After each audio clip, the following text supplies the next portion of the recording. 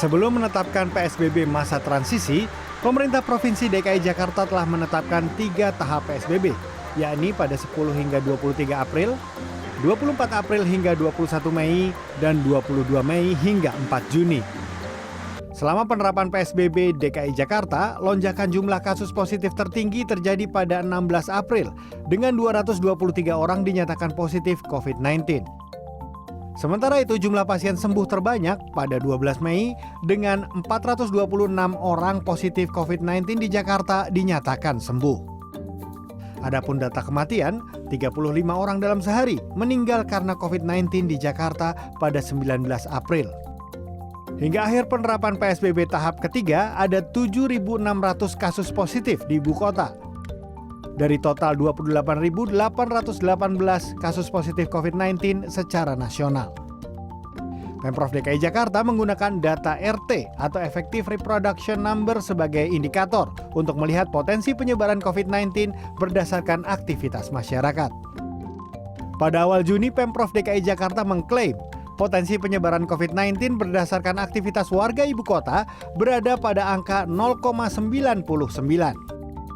Meskipun dalam waktu yang sama, jumlah positif COVID-19 di Jakarta masih di atas 60 orang pada akhir masa penerapan PSBB tahap ketiga. Sejak kita menganjurkan di rumah bekerjanya, kemudian sekolah ditutup di Jakarta mulai 16 Maret, angka itu menurun drastis dan di April sudah mulai mendekati angka 1, tapi masih cukup tinggi sebetulnya. Lalu bergerak stabil dan alhamdulillah di semenjak 2 minggu terakhir ini praktis angkanya sudah stabil sekitar 1, bahkan mulai 1 Juni itu di bawah 1. Adapun Ikatan Dokter Indonesia mengapresiasi langkah Pemprov DKI karena menetapkan kebijakan masa transisi PSBB berdasarkan aspek epidemiologi.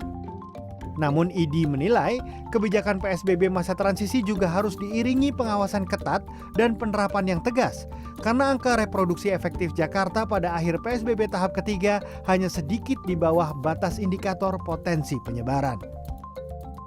Kalau kita melihat memang secara tertulis perhitungan tertulis ya memang artinya itu udah kurang dari 1 sekarang 0,99. Tapi 0,99 ini masih sangat tipis lah istilahnya dari nilai yang satunya itu sendiri, sehingga tetap ini harus ada evaluasi yang lebih ketat lagi ke depan. Bukan berarti ini kemudian dilonggarkan selonggar-longgarnya, tapi ada yang perlu diperhatikan. Pemprov DKI Jakarta masih belum memastikan batas waktu akhir penerapan PSBB masa transisi. Kesadaran kolektif masyarakat untuk tetap menjaga protokol kesehatan serta sosialisasi kebijakan pemerintah kepada masyarakat diperlukan agar penanggulangan wabah COVID-19 dapat tercapai. Tim Liputan CNN Indonesia, Jakarta.